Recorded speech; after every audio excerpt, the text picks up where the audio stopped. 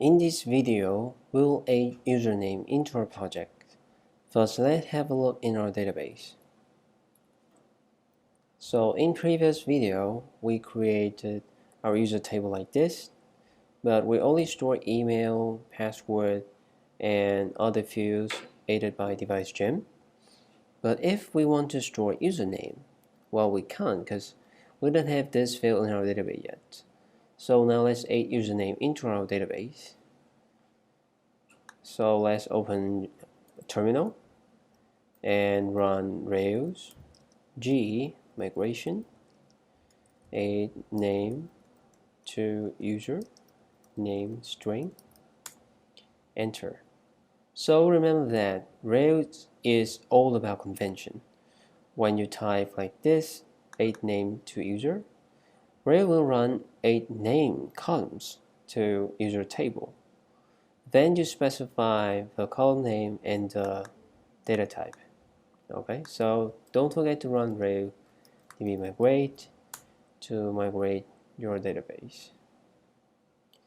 So remember that when you want to create some features, after you change your database, then the next thing you want to think of is the model, then the controller, and finally is the view. Now I want to validate my username, and the name must be required. So in order to do that, let's open model, in app, model, and user.rb, and let's write like this, validate name present truth length maximum 50. So this meaning that Rails will validate names, it must be required, and the maximum length will be 50 characters. So save it.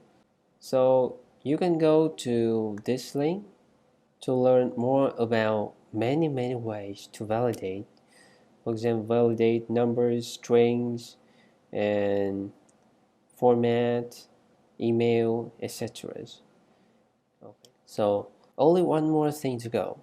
Since we are using DeviceGem, so for security reason, in sign up screen, the gem only allow email and password. So say if you want to create user with username, we have to do like this. So open app, controllers, application controllers.rb. So let's write like this, before action, configure permitted parameters if device controllers. So protected def configure, actually I'll copy this, config permitted parameters and device parameter sanitizer dot permit sign up keys name, and I will copy this line and paste it. Device parameter sanitizer permit, this should be account update, and the keys is name. Okay, and don't forget to end.